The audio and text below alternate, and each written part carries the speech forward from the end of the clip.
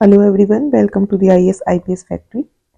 हम कवर कर रहे हैं आरएएस की प्रीवियस ईयर के क्वेश्चन पेपर।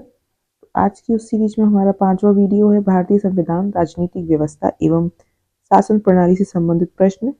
तो शुरू करते हैं। भारत की संविधान सभा के संबंध में निम्नलिखित कथनों पर विचार कीजिए। संविधान सभा का अंतिम अधिवेशन 24 जनवरी 1950 को हुआ था। ठीक है। इस अंतिम अधिवेशन में डॉक्टर राजेंद्र प्रसाद भारत के राष्ट्रपति पद पर विधिवत निर्वाचित घोषित किए गए थे। हाँ जी, दोनों कथन सही हैं, तो बी इसका सही उत्तर हो जाएगा।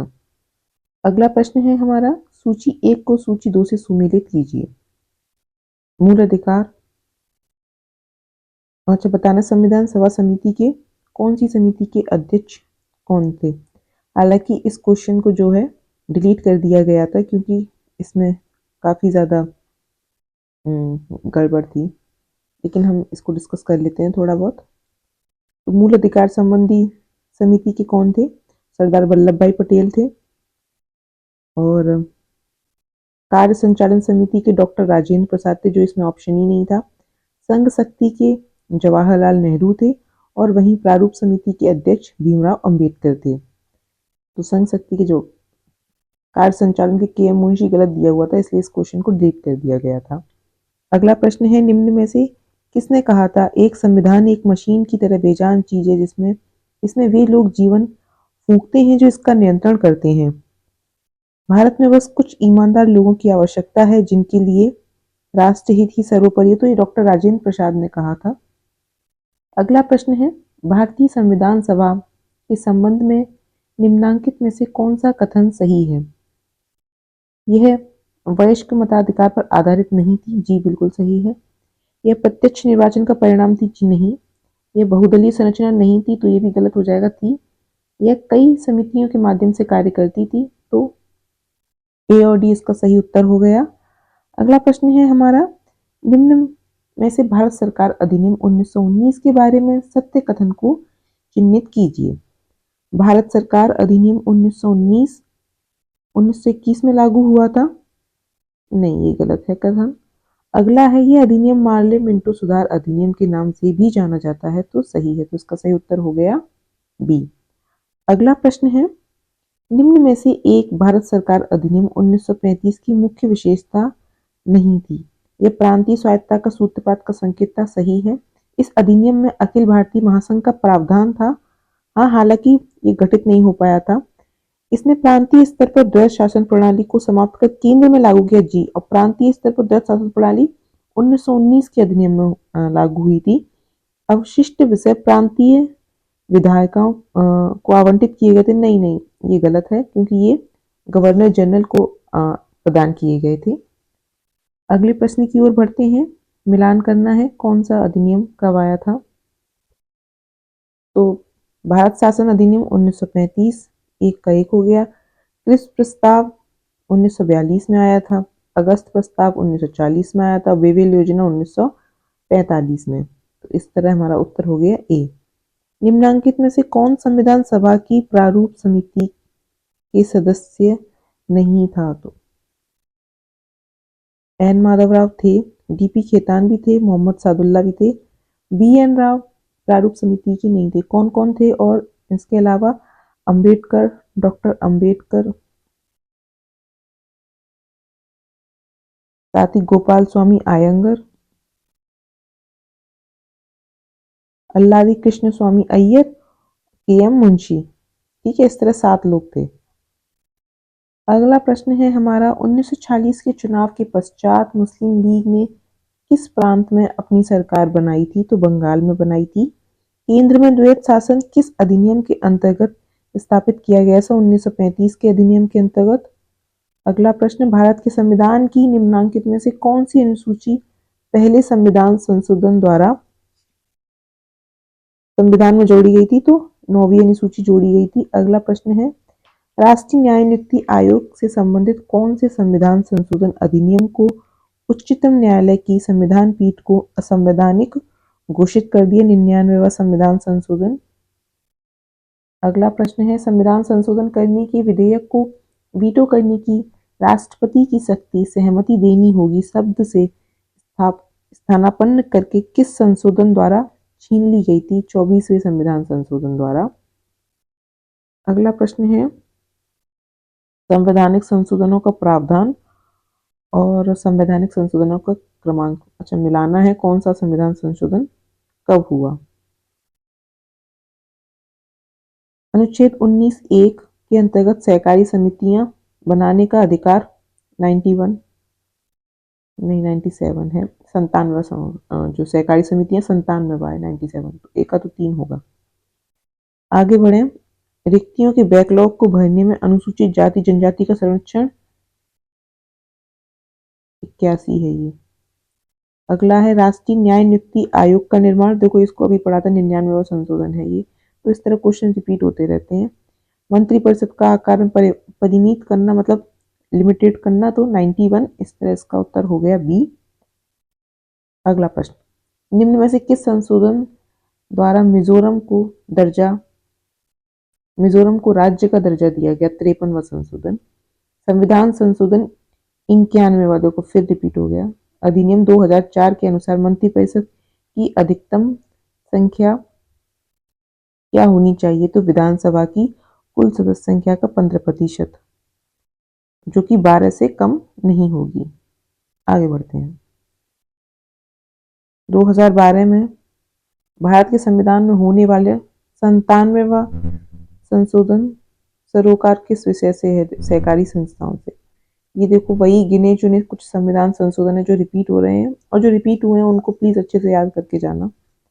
मूल अधिकारों से संबंधित निम्नांकित निर्णयों का सही कालानुक्रम चुनना है कि पहले कौन सा संशोधन हुआ फिर कौन सा हुआ। तो गोलकनाथ बनाम पंजाब राज्य ये कब हुआ था? 1967 में हुआ था। केशवानंद भारती 1973 में हुआ था। मिनर्वा मिल्स 1980 में हुआ था। वहीं ए.के. गोपालन मद्रास 1950 में हुआ था। तो इस तरह हमारा सही उत्तर हो गया सी। सूची 1 को सूची 2 से मिलाना है। उपाधियों का निषेध अनुच्छेद 18 है। धार्मिक मामलों के प्रबंधन की स्वतंत्रता अनुच्छेद 26 है। वहीं अल्पसंख्यकों की भाषा का संरक्षण अनुच्छेद 29 है, और शिक्षा का अधिकार 21 क है। अगला है कौन से संवैधानिक प्रावधान का स्रोत क्या है? इसका मिलान करना है। मौलिक अधिकार यूएसए, नीति निदेशक तत्व आयरिश, मंत्रिमंडलीय सरकार ब्रिटिश, केंद्र राज्य संबंध कनाडा। अगला प्रश्न है ए.के. गोपालन बदनास। अच्छा, ये कौन सा वाद किस विषय से संबंधित है, हमें ये बताना है। तो इस क्वेश्चन को जो है एलिमिनेट कर दिया गया था, फिर भी हम थोड़ा बहुत पढ़ लेते हैं क्योंकि कुछ कुछ तो इसमें सही है। ए.के. गोपालन बदनास मद्रास राज्य कब आया था? ये 1950 में आया था। ये भारत के सर्वोच्च न्यायालय का एक ऐतिहासिक जो निवारक निरोध से संबंधित था, ये था निवारक निरोध से संबंधित। ए का 3। अब इस हिसाब से इसका आंसर ए हो जाएगा, लेकिन ए इसका सही आंसर नहीं था। अगला है रोमेश थापर बनाम मद्रास राज्य जो 1950 में हुआ था। ये अभिव्यक्ति की स्वतंत्रता से संबंधित है, तो ये इससे हो जाएगा। संकीर्ति प्रसाद बनाम भारतीय संघ ये 1951 में आया था। ये संसद की संविधान संशोधन की शक्ति से संबंधित था। चंपकम दुराई राजन बनाम मद्रास राज्य 1951 में आया था। ये शिक्षण संस्थाओं में प्रवेश से संबंधित था, तो डी का हो जाएगा 1, जिसमें मिलान गलत दिए हुए हैं। आगे बढ़ते हैं। अगला प्रश्न है 1978 में मेनका गांधी केस में उच्चतम न्यायालय के फैसले के बाद से भारत में व्यवहारतः कानून की सम्यक प्रक्रिया के सिद्धांत का अनुकरण किया जा रहा है। सही है। इसकी व्याख्या संविधान के अनुच्छेद 14 के अनुसार राज्य स्वेच्छाचारिता नहीं कर सकता, तो कथन कारण दोनों सही हैं और इसकी व्याख्या करता है। अगले प्रश्न पर की ओर बढ़ते हैं। निम्नलिखित में से कौन सा मूल अधिकार भारतीय संविधान में नागरिकों को नहीं दिया गया है? देश के किसी भाग में बसने का अधिकार दिया है, लिंग समानता का अधिकार भी दिया है, सूचना का अधिकार मौलिक अधिकार नहीं है, शोषण के विरुद्ध अधिकार, ये सही है। संविधान की उद्देशिका में स्वतंत्रता से संबंधित शब्दों का सही क्रम विन्यास क्या है? विचार, अभिव्यक्ति, विश्वास, धर्म और उपासना की स्वतंत्रता। अगला है, ये डीपीएसपी है, नीति निर्देशक सिद्धांत। कौन सा सिद्धांत कौन से आर्टिकल से रिलेटेड है, ये बताना है। समान न्याय एवं निशुल्क कानूनी सहायता, ये आर्टिकल 39A से संबंधित है। पर्यावरण की सुरक्षा 48A, काम करने का अधिकार 49, स्मारकों का संरक्षण, नहीं ये हमने थोड़ा सा गलत कर दिया, काम करने का अधिकार जो है 41 है, स्मारकों का संरक्षण 49 है, तो इसका सही उत्तर होगा बी। भारत के संविधान में वर्णित नीति निर्देशक तत्वों का सुमेलित युग्म पहचानिए। समान न्याय एवं निशुल्क विधिक सहायता 42, नहीं। कृषि एवं पशुपालन का संगठन 43, ये भी गलत है। ग्राम पंचायतों का संगठन 41, नहीं। पुरुषों एवं स्त्री दोनों को समान कार्य के लिए समान वेतन 39। आगे बढ़े, निम्नांकित कथनों पर विचार कीजिए। मूल अधिकार एवं राज्य की नीति निर्देशक तत्वों को यथासंभव प्रभावी बनाने के लिए साम्य संरचना का सिद्धांत अपनाया गया है, सही है। 1980 के मिनर्वा मिल्स केस में उच्चतम न्यायालय ने अनुच्छेद 14 व 19 में उल्लिखित मूल अधिकारों पर अनुच्छेद 39 ख ग में उल्लिखित राज्य की नीति निर्देशक तत्वों की वरीयता संस्थापित की है, दोनों सही है। अगला प्रश्न है, 44वें संविधान संशोधन 1978 द्वारा राज्य नीति के निर्देशक तत्वों को 14 व 19 में उल्लिखित मूल अधिकारों पर प्राथमिकता प्रदान की गई है, गलत है। मिनर्वा मिल्स बाद 1980 के निर्णय में उच्चतम न्यायालय ने यह व्यवस्था दी कि केवल अनुच्छेद 39 ख ग में उल्लिखित डीपीएसपी को अनुच्छेद 14 व 19 में उल्लिखित मूल अधिकारों पर प्राथमिकता संवैधानिक है, सही है। निम्नलिखित में से कौन स्वर्ण सिंह समिति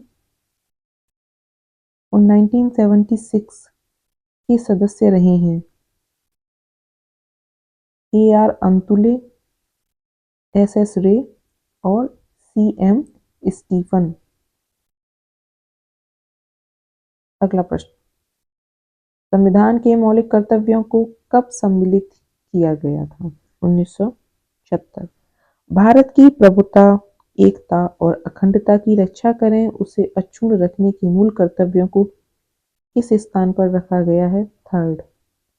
भारत के संविधान के अनुच्छेद 240 के अंतर्गत कुछ संघ राज्य क्षेत्रों के लिए विनियम बनाने की राष्ट्रपति की शक्ति के संदर्भ में से कौन सा युग्म सुमेलित नहीं है? 240 क अंडमान निकोबार द्वीप सही है, ख लक्षद्वीप सही है, घ दमनदीप सही है, ग पुदुचेरी न होकर दादर नागर हवेली है। आगे बढ़े, निम्नांकित में से कौन सी तारीख को भारत के राष्ट्रपति ने अपनी शक्तियों का प्रयोग करते हुए उद्घोषणा द्वारा यह घोषणा की कि राष्ट्र की गंभीर आपात विद्यमान है, जिसके कारण आंतरिक अशांति से भारत की सुरक्षा को गंभीर खतरा है? 25 जून 1975। भारतीय संविधान के अनुच्छेद 87 के अंतर्गत भारत का राष्ट्रपति अभिभाषण देता है एक साथ संवेद सदन के दोनों सदनों में। भारत के राष्ट्रपति के महाभियोग की प्रक्रिया है अर्धन्यायिक। विधानमंडल द्वारा पारित विधेयक को भारत के राष्ट्रपति के द्वारा पुनः विचार के लिए राज्यपाल द्वारा रोक की शक्ति के बारे में निम्नलिखित कथनों पर विचार कीजिए और इनमें से हमें बताना है कि सही कथन कौन सा है। यदि यह राज्य की नीति निर्देशक तत्वों के विरुद्ध हो तो रोक सकता है, हाँ जी रोक सकता है।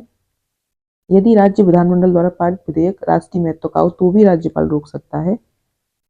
यदि उच्च न्यायालय की स्थिति को खतरे में डालता हो तो भी रोक सकता है। और यदि विधेयक भारत के संविधान अनुच्छेद 31 ग के तहत संपत्ति के अनिवार्य अधिग्रहण से संबंधित है तो ओनली A B C होगा, डी नहीं आएगा इसमें। अगला प्रश्न है हमारा भारत के राष्ट्रपति और चुनावी विवरण। मैं अपनी आवाज़ में जो थोड़ी सी खराश है उसके लिए आपसे माफ़ी चाहूँगी, मेरा गला थोड़ा बैठा हुआ है। आगे बढ़ते हैं। राजेंद्र प्रसाद 2 कार्यकालों के लिए निर्वाचित हुए थे। जाकिर हुसैन पद धारण के दौरान इनकी मृत्यु हो गई थी। बीवी गिरी द्वितीय वरीयता की मतगणना के बाद चुने गए थे। पहली में ये चुने नहीं गए थे क्योंकि पहली में मत बराबर की स्थिति हो गई थी। नीलम संजीव रेड्डी को निर्विरोध निर्वाचित किया गया था। इस तरह ये हमारा सही उत्तर हो गया। अगले प्रश्न की ओर बढ़ते हैं। अमेरिकी राष्ट्रपति के निर्वाचन हेतु गठित निर्वाचन मंडल के सदस्य होते हैं। अमेरिकी कांग्रेस के सदस्य नहीं, प्रतिनिधि सभा के सदस्य नहीं, सीनेट के सदस्य नहीं, तो डी हो गया इसका सही उत्तर। अमेरिकी राष्ट्रपति का चुनाव कब होता है? हर 4 साल में होता है। इसको थोड़ा सा डिस्कस कर लेते हैं क्योंकि इस साल डोनाल्ड ट्रंप का चुनाव जो है चर्चा में रहा था। और जो राष्ट्रपति का चुनाव होता है वो जनता के द्वारा अप्रत्यक्ष रूप से होता है। निर्वाचक मंडल में कितने सदस्य होते हैं? 538 सदस्य होते हैं जो अमेरिका के 50 राज्यों से चुन के आते हैं। वर्तमान में अमेरिका के राष्ट्रपति कौन है? Donald Trump. भारत के राष्ट्रपति व उपराष्ट्रपति के पद खाली होने की स्थिति में जो व्यक्ति राष्ट्रपति के पद का निर्वहन करेगा वो कौन होगा? भारत का मुख्य न्यायाधीश होगा। आगे बढ़ते हैं। निम्नलिखित में से कौन सा उपराष्ट्रपति राष्ट्रपति नहीं नियुक्त हुआ था? तो कृष्णकांत। राज्यसभा के संबंध में त्रुटिपूर्ण कथन को पहचाने। त्रुटिपूर्ण मतलब गलत। देखो इन सब शब्दावलियों पर ध्यान रखना बहुत आवश्यक है क्योंकि पेपर में ये सब सिली मिस्टेक की वजह से कई बार मार्क्स कट जाते हैं। डॉक्टर एस राधाकृष्णन राज्यसभा के एकमात्र सभापति हैं जो लगातार 2 वर्ष इस पद पर रहे हैं। तो देखो डॉक्टर राधाकृष्ण एकमात्र नहीं है, इनके साथ साथ मोहम्मद हामिद अंसारी भी रहे हैं। तो ये तो कथन हो गया गलत। प्रथम संविधान संशोधन के लिए राज्यसभा का अनुसमर्थन नहीं लिया गया था, ये सही है। वर्तमान में संघ राज्य क्षेत्रों में 8 सदस्य राज्यसभा में निर्वाचित होते हैं, ये भी सही है। 3 अवसरों पर राज्यसभा और लोकसभा की संयुक्त बैठक आयोजित हो चुकी है, सही है। कब कब हुई थी? एक तो दहेज निषेध के लिए 1961 में, बैंकिंग सेवा के लिए 1978 में, वहीं आतंकवाद निवारण अधिनियम के लिए 2002 में। अगले प्रश्न की ओर बढ़ते हैं। भारत के संविधान के अनुच्छेद 103 के तहत राष्ट्रपति लोकसभा सदस्य की निर्भरताओं से संबंधित किसी भी प्रश्न पर कोई निर्णय देने से पूर्व निम्नलिखित में से किसकी राय लेगा? तो निर्वाचन आयोग की राय लेगा। अगला प्रश्न है। लोकसभा की प्रक्रिया और कार्य संचार नियम के अंतर्गत नियम 377 के अधीन लोकसभा के सदस्यों द्वारा एक दिन में अधिकतम कितने मामले उठाए जा सकते हैं? 20। निम्नलिखित में से कौन सी भारतीय संसद की वित्तीय समितियां हैं? प्राक्कलन समिति, लोक लेखा समिति और लोक उपक्रम समिति। संसद सदस्यों के वेतन भत्तों संबंधी संयुक्त समिति नहीं। वित्तीय समितियां 3 ही हैं, ए बी सी इसका हो गया उत्तर। अगला है। निम्नलिखित राज्य संघ शासित क्षेत्रों के समूह में से किसकी लोकसभा में केवल 1 सीट है? चंडीगढ़, सिक्किम और मिजोरम। अरुणाचल प्रदेश की 2 सीटें हैं, इसलिए ये प्रश्न गलत हो गया। गोवा की 2 सीटें, इसलिए ये वाला गलत हो गया। मणिपुर की 2 सीटें, इसलिए ये वाला गलत हो गया। 15वीं लोकसभा में आंग्ल भारतीय समुदाय के 2 मनोनीत सदस्यों में से एक केरल के हैं और अन्य हैं छत्तीसगढ़ के। अब ये आंग्ल भारतीय समुदाय जो एंग्लो इंडियन को मनोनीत किया जाता था वो 104वें संविधान संशोधन द्वारा इसको हटा दिया गया, इस प्रावधान को। भारतीय प्रधानमंत्री मनमोहन सिंह किस राज्य से राज्यसभा के निर्वाचित सदस्य हैं? असम से थे। अब मनमोहन सिंह जी का देहांत हो चुका है। भारत के उच्चतम न्यायालय के मुख्य न्यायमूर्ति का सही क्रम है? तो HL दत्तू, TS ठाकुर, जगदीश सिंह खेहर। भारत के उच्चतम न्यायालय के न्यायाधीश की आयु ऐसे प्राधिकारी द्वारा और ऐसी रीति से अवधारित की जाएगी जिसका संसद विधि द्वारा उपबंध करे। ये 15वें संविधान संशोधन द्वारा ऐसा अधिनियम किया गया था। अगला प्रश्न। जनहित याचिका की अवधारणा किस देश से शुरू हुई? तो यूएसए से। भारत सरकार की प्रथमता सारणी में भारत में मुख्य न्यायाधीश के ऊपर कौन आते हैं? प्रथमता सारणी यानी कि वरीयता सूची में तो भूतपूर्व राष्ट्रपति। वैसे क्या क्रम होता है? पहले होता है राष्ट्रपति, फिर उपराष्ट्रपति, उसके बाद होते हैं प्रधानमंत्री, उसके बाद होते हैं अपने अपने राज्यों में गवर्नर या राज्यपाल, हिंदी में राज्यपाल कहते हैं, उसके बाद आता है भूतपूर्व राष्ट्रपति। तो यानी कि भूतपूर्व राष्ट्रपति जी का क्रम है 5वां और भूतपूर्व उपराष्ट्रपति का होता है 5A। वहीं भारत के मुख्य न्यायाधीश का होता है 6। और मुख्य न्यायाधीश के साथ किसका और होता है ये भी इम्पोर्टेंट है। तो मुख्य न्यायाधीश के साथ लोकसभा अध्यक्ष। ठीक है। और अगर कोई क्वेश्चन आ जाए कि भारत रत्न से सम्मानित व्यक्ति का कौन सा क्रम होता है तो 7A। अगला प्रश्न, अगस्त 1953 में भारत सरकार द्वारा गठित किए गए राज्य पुनर्गठन आयोग के निम्नलिखित में से कौन सदस्य थे? तो राज्य पुनर्गठन आयोग के सदस्य कौन कौन थे? जस्टिस फजल अली, के.एम. पन्नीकर और हृदयनाथ कुंजरू। निम्नांकित में से किस आयोग ने अंतर राज्य परिषद के स्थान पर अंतर सरकार परिषद स्थापित करने की अनुशंसा की थी? तो ऊंची आयोग ने की थी। सूचना का अधिकार अधिनियम निम्न में से कौन सी धारा केंद्रीय सूचना आयोग के कार्य और शक्तियों से संबंधित नहीं है? 8 धारा 12। अगला प्रश्न है, नियंत्रक एवं महालेखा परीक्षक का कर्तव्य न केवल व्यय की वैधता सुनिश्चित करना अपितु औचित्य भी है। तो सही है ये। नेक्स्ट स्टेटमेंट है, उसे वित्तीय प्रशासन के क्षेत्र में संविधान और संसद के कानूनों को बनाए रखना है। तो दोनों सही है, लेकिन दोनों सही है और बी एक ही व्याख्या करता है। भारत के नियंत्रक एवं महालेखा परीक्षक को उसके पद से हटाए जाने की प्रक्रिया निम्नांकित में से किसके समान है? तो उच्चतम न्यायालय के न्यायाधीश के समान है। निम्नांकित कथनों पर विचार कीजिए। नियंत्रक एवं महालेखा परीक्षक भारतीय लेखा परीक्षा एवं लेखा सेवा का भी मुखिया होता है। ठीक है। शशिकांत शर्मा भारत के 11वें नियंत्रक एवं महालेखा परीक्षक हैं। तो ये कथन गलत था। केवल एक। कौन से आर्टिकल में नियंत्रक एवं महालेखा का परीक्षक? 148 में। इनका कार्यकाल कितना होता है? 6 वर्ष या 65। और भारत के 14th महालेखा परीक्षक कौन है? गिरीश चंद्र मुर्मू। ठीक है। नियुक्ति किसके द्वारा की जाती है? प्रेसिडेंट, राष्ट्रपति। अगला प्रश्न, केंद्रीय सतर्कता आयोग की स्थापना किसकी अनुशंसा पर की गई थी? तो संथानम समिति। आगे बढ़े, थोड़ा सा ये जो समिति है इसको भी देख लेते हैं। तो जो कृपलानी समिति थी ये मूल अधिकारों की उप समिति से संबंधित थी। और भारतीय प्रशासनिक सुधार आयोग के प्रथम अध्यक्ष कौन थे? मोरारजी देसाई। द्वितीय अध्यक्ष थे वीरप्पा मोइली।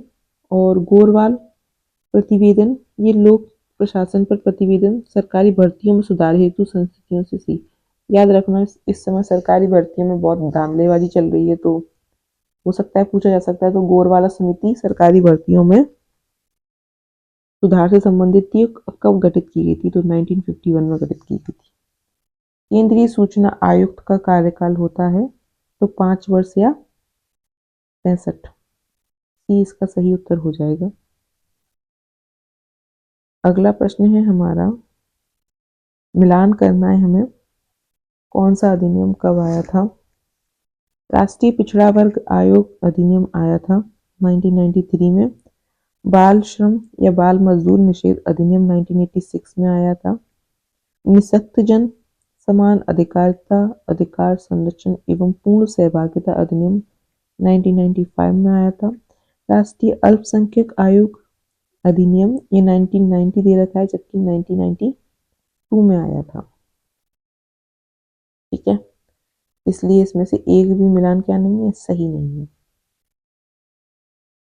अगला प्रश्न, निम्नलिखित में से कौन जून 2009 में सृजित भारतीय विशिष्ट पहचान प्राधिकरण के प्रथम महानिदेशक नियुक्त किए गए थे? तो श्री राम सेवक शर्मा। अगला है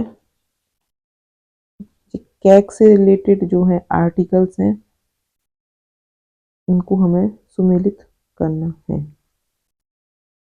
कैग की नियुक्ति अच्छा इस तरह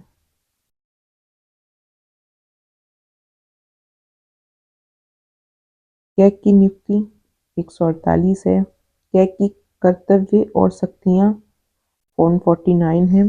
संघ के खातों का प्रपत्र 150 है। ऑडिट रिपोर्ट 151 है।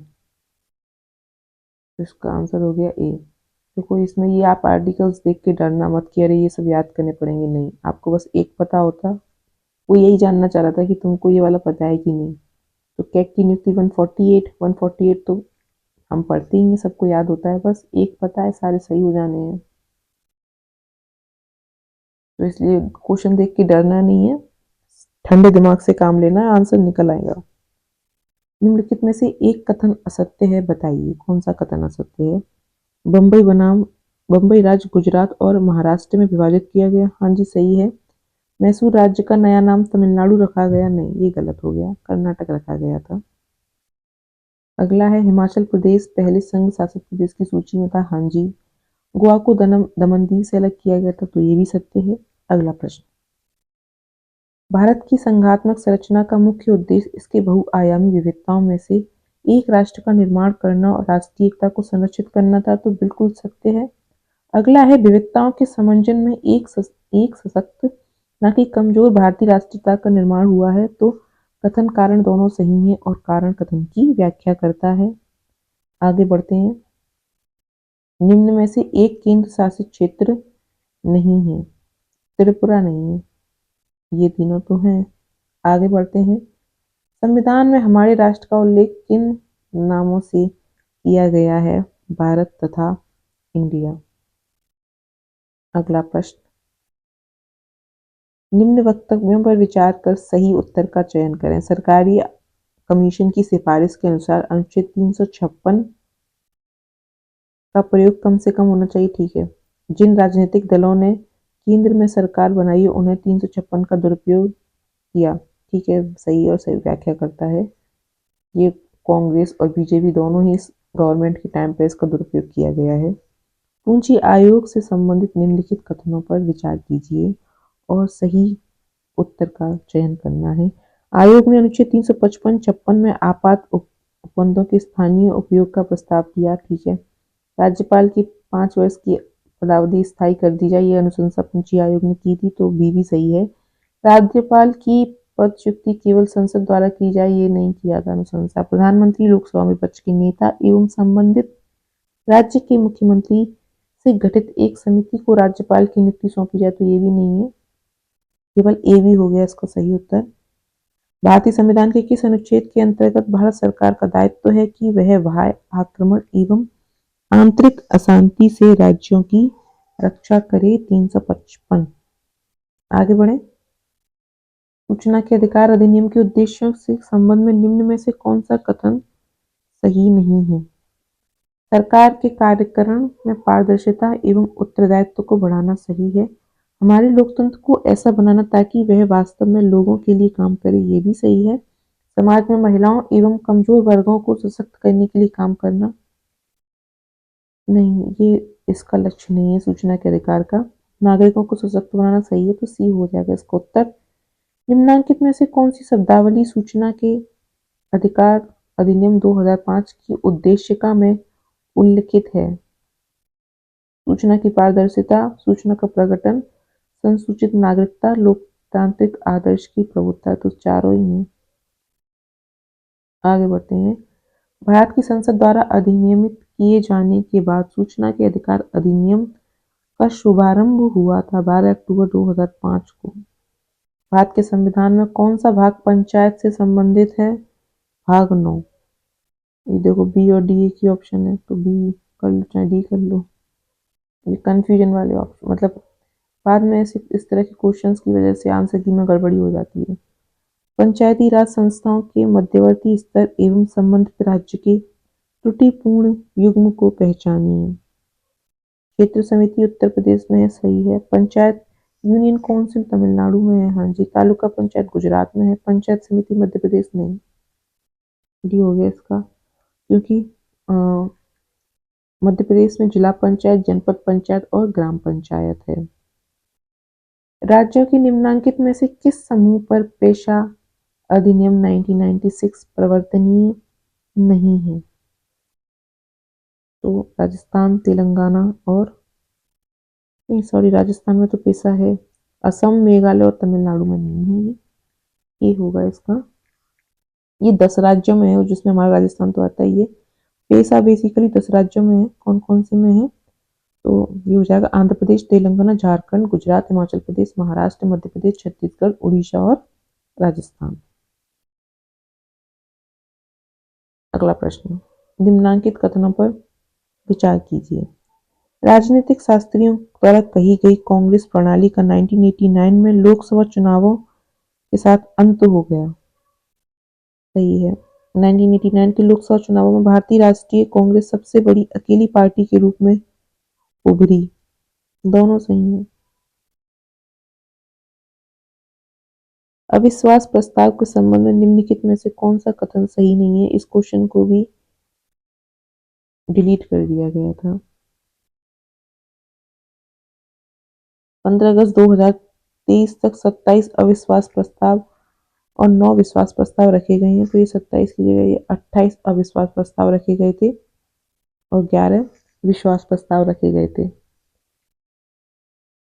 लाल बहादुर शास्त्री ने अपने कार्यकाल में प्रतिवर्ष अधिकतम अविश्वास प्रस्तावों का सामना किया। तो ये लाल बहादुर शास्त्री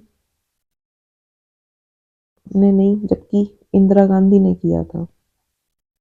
जो सदस्य अविश्वास प्रस्ताव रखना चाहता है उसे उसकी सूचना लिखित में लोकसभा स्पीकर को देनी होती है। अविश्वास प्रस्ताव केवल लोकसभा में रखा जा सकता है। ये दोनों कथन सही हैं। ये 2 कथन गलत थे, इसलिए इस क्वेश्चन को डिलीट कर दिया गया था। मेनका गांधी वाद 1978 में उच्चतम न्यायालय के फैसले के बाद अनुच्छेद 21 के न्यायिक निर्वाचन के संदर्भ में त्रुटिपूर्ण कथन को पहचानिए। यानी कि कौन सा कथन गलत है? यह भार याचिकाकर्ता पर है कि वह सिद्ध करे कि जिस कानून की प्रक्रिया से उसे जीवन या दैहिक स्वतंत्रता से वंचित किया गया वह स्वेच्छाचारी है। ये गलत है। ये कथन कानून द्वारा स्थापित प्रक्रिया यूएसए में विद्यमान उचित प्रक्रिया के मोटे तौर पर समानार्थक है। सही है। अनुच्छेद 21 19 14 अनन्य नहीं है। हाँ, ठीक है। जीवन का अधिकार में गरिमा के साथ जीने का अधिकार शामिल है। ये कुछ बुक्स हैं, अब हमें बताना है कौन सी बुक के लेखक कौन है। Gandhian constitution for India Shriman Narayan, the republic of India A Gledhill, the white umbrella, ये ऑप्शन ही गलत दिए हुए। द वाइट अम्ब्रेला के थे ब्रायन सेविल, इसलिए इस क्वेश्चन को हटा दिया गया था। The politics of India since independence, Paul R Brass. अगला प्रश्न, कुछ पुस्तकें हैं जिन्हें हमें मिलाना है। अतुल कोहली की the success of Indian democracy और पेंडुरन मून की थी divide and quit. Granville Austin की थी working a democratic constitution a Indian history, a history of Indian experience. Alan Gledhill की थी the republic of Indian development of its law and constitution. C is the right answer of this question. Next is, निम्नलिखित में से किस विधायी सदन को समाप्त किया जा सकता है? विधान परिषद को। राज्यसभा मत कराना भाई लोगों, राज्यसभा को समाप्त नहीं किया जा सकता। जल्दी जल्दी में कई बार गलत हो जाता है। सूची 1 को सूची 2 से मिलाइए। भारत सरकार की कल्याणकारी योजनाएं और उनका सार तत्व। नई रोशनी कार्यक्रम महिला सशक्तिकरण से संबंधित है। दिशा कार्यक्रम सूचना प्रौद्योगिकी प्रशिक्षण। वहीं प्रधानमंत्री जनधन योजना वित्तीय समावेशन से संबंधित है। स्वावलंबन योजना नई पेंशन प्रणाली से संबंधित है। कौन सा राजनीतिक दल यह मानता है कि वर्तमान भारतीय राज्य बड़े पूंजीपति वर्ग के नेतृत्व में पूंजीपतियों और भूस्वामियों के वर्ग शासन का औजार है? भारत की कम्युनिस्ट पार्टी मार्क्सवादी। अगले प्रश्न की ओर बढ़ते हैं। सांप्रदायिकता एक मूलतः और सर्वोपरि विचारधारा है। सही है। बिना सांप्रदायिक हिंसा के हुए भी सांप्रदाय पल्लवित हो सकता है। दोनों सही है लेकिन व्याख्या नहीं करते हैं। अगले प्रश्न की ओर बढ़ते हैं। अनुसूचित जाति का दर्जा है हिंदुओं तक सीमित है? नहीं, धर्मनिष्ठा से तटस्थ है। अगला प्रश्न। पश्चिम बंगाल के गवर्नर कौन? तत्कालीन समय गोपाल गांधी थे। संयुक्त राष्ट्र सुरक्षा परिषद के स्थायी सदस्यों की संख्या 5। कब हुई थी संयुक्त राष्ट्र परिषद की स्थापना? 1945 में हुई थी। मुख्यालय कहाँ है? न्यूयॉर्क में है। अगला प्रश्न। भारतीय नौसेना में सेना के लेफ्टिनेंट कर्नल के समकक्ष कौन होता है? कमांडर। भारत के किस राज्य में सर्वप्रथम महिला मुख्यमंत्री नियुक्त हुई थी? तो किसमें? उत्तर प्रदेश। कौन थी? सुचेता कृपलानी जी। और भारत की प्रथम प्रधानमंत्री कौन थी? इंदिरा गांधी थी। प्रथम राज्यपाल कौन थी? सरोजनी नायडू थी, उत्तर प्रदेश में बनी गई थी। सुप्रीम कोर्ट की पहली महिला न्यायाधीश कौन थी? फातिमा बीबी थी। हाई कोर्ट की पहली महिला न्यायाधीश कौन थी? तो ललिता सेठ थी। और पहली महिला न्यायाधीश अन्ना चांडी थी। पहली महिला राष्ट्रपति प्रतिभा पाटिल थी। पहली महिला आईपीएस अधिकारी किरण बेदी थी। पहली महिला लोकसभा अध्यक्ष मीरा कुमार थी। इस तरह हमारे जो पॉलिटी में क्वेश्चन आए थे उनका हो गया रिवीजन पूरा। अगर आपको ये वीडियो पसंद आए तो please don't forget to like, share and subscribe, and all the best for your exam. Take care, bye bye.